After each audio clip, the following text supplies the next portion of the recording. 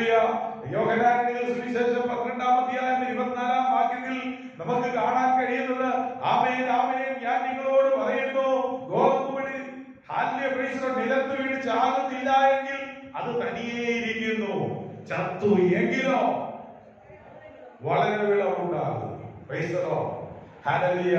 ഇതെന്താ ഇത് പറയുന്നത്? Praise the Lord. ഗോതമ്പ് മണി നിലത്ത് വീണ് ചാകുന്നില്ല എങ്കിൽ അത് തനിയായിരിക്കുന്നു എന്ന് പറഞ്ഞാൽ, ഹല്ലേലൂയ, പ്രൈസ് ദി ലോർഡ്, നിലത്ത് വീണ് ചാകുക. നിലത്ത് വീണ് ചാകുക എന്ന് പറയുമ്പോൾ, ഹല്ലേലൂയ, പ്രൈസ് ദി ലോർഡ്, ഈ ഗോതമ്പ് മണി ഹല്ലേലൂയ നിലത്ത് വീണിട്ട്, ഹല്ലേലൂയ, പ്രൈസ് ദി ലോർഡ്, അത് ചത്തെങ്കിൽ മാത്രമേ പുതിയൊരു മുള അതിൽ നിന്നുണ്ടാകൂ. Price the Lord. അത് ചാകാൻ തയ്യാറായെങ്കിൽ മാത്രമേ അതിന് പുതിയൊരു മുള ഉണ്ടാകൂ. ആ മുള ഉണ്ടായാൽ ആ മുള ഈ ഗോതമ്പ് മണിയിൽ നിന്നാണ് അതിന് ആദ്യമേ വേണ്ട പോഷകങ്ങൾ സ്വീകരിക്കുന്നത്. Price the Lord. ഗോതമ്പ് മണി നിലത്ത് വീണ് കഴിയുമ്പോൾ അത് മഞ്ഞും മഴയും ഒക്കെ കൊണ്ട് അത് കിളിർക്കുവാൻ തുടങ്ങി കഴിയുമ്പോൾ, അതിലൊരു മുള വന്നു കഴിയുമ്പോൾ ആ മുള പിന്നെ വളരുന്നത്, പ്രൈസ് ദി ലോർഡ്, ആ ഗോതമ്പ് മണിയിൽ ശേഖരിക്കപ്പെട്ട കുറെ പോഷകങ്ങളുണ്ട്, കുറെ പോഷക മൂല്യങ്ങളുണ്ട്.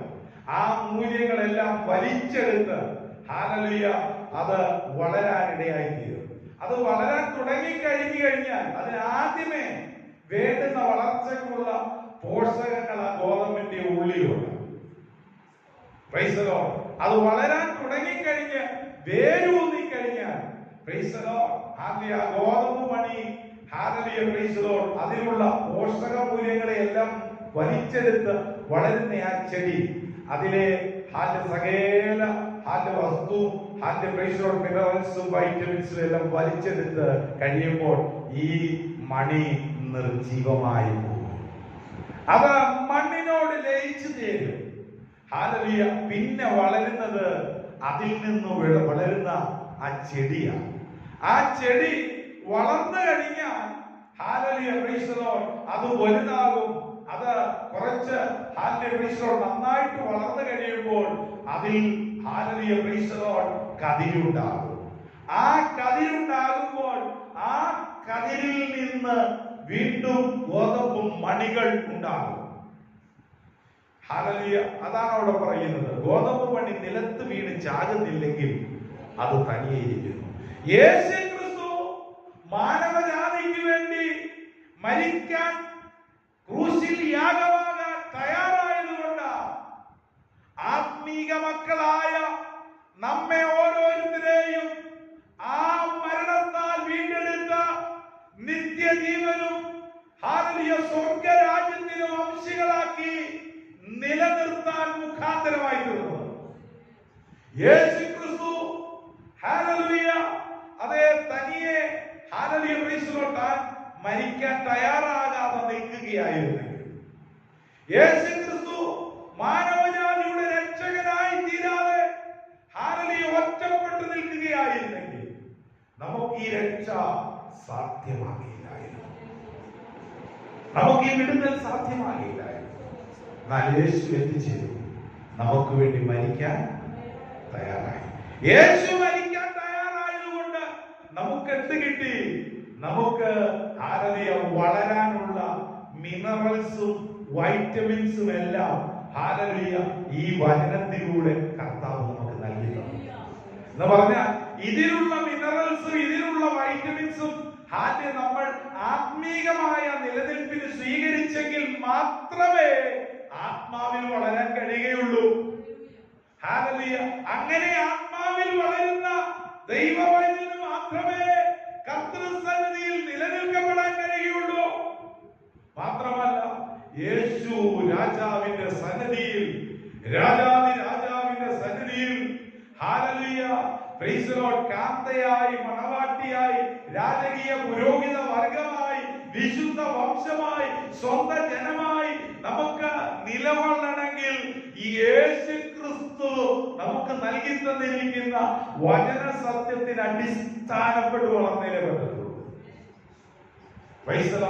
ഈ ലോകത്തിൻ്റെതായ യാതൊന്നും ആത്മീയ ജീവിതത്തിന് പ്രയോജനമുള്ളതല്ല. ഈ ലോകത്തിൻ്റെതായ യാതൊരു വൈറ്റമിൻസും മിനറൽസും അല്ലെങ്കിൽ ഈ ലോകത്തിൻ്റെതായ യാതൊരു ചിന്തകളും യാതൊരു വിചാരങ്ങളും യാതൊരു പ്രവർത്തികളും ദൈവരാജ്യവുമായിട്ട് യോജിച്ചു പോകുന്നതല്ല. എന്നാൽ ഈ വചനത്തിൽ എഴുതപ്പെട്ട തിരുവചനം നമ്മൾ സ്വീകരിച്ച് വിശുദ്ധിയോടെ ജീവിച്ചാൽ നമുക്ക് നിലനിൽപ്പുണ്ടാകും, വളരെ വിളവുണ്ടാകും.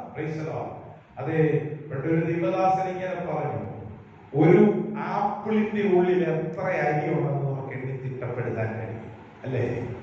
ഒരാപ്പിളിന്റെ ഉള്ളിൽ എത്ര അരിയുണ്ടെന്ന് നമുക്ക് എണ്ണി തിട്ടപ്പെടുത്താൻ കഴിയും. എന്നാൽ ഒരരിയുടെ ഉള്ളിൽ എത്ര ആപ്പിൾ ഉണ്ടെന്ന് നമുക്ക് എണ്ണി തിട്ടപ്പെടുത്താൻ കഴിയില്ല. അതുപോലെ ഗോതമ്പ് മണി എന്ന് പറയുന്ന ആ മണി, ഒരു ഗോതമ്പിലുണ്ടാകുന്ന മണികൾ എത്രയാണെന്ന് നമുക്ക് എണ്ണി തിട്ടപ്പെടുത്താൻ കഴിയും. പക്ഷെ ആ ഓരോ ഗോതമ്പ് മണിയും നിലത്ത് വീണ് അതിലൂടെ ഉളവാകുന്ന ഫലം എത്രയാണെന്ന് പറയാൻ നമുക്ക് ആർക്കും കഴിയില്ല.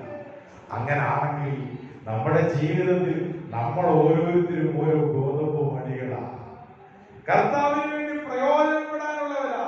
അതുകൊണ്ട് യേശുക്രിസ്തു രാജാതിരാജാവായി നമുക്ക് വേണ്ടി കാൽവറിയിൽ നമുക്ക് വേണ്ടി ക്രൂശിതനായി മരണപ്പെട്ടെങ്കിൽ അവൻ രാജാവായിട്ടാ പിറന്നത്, വളർന്നത്, പ്രവർത്തിച്ചത്.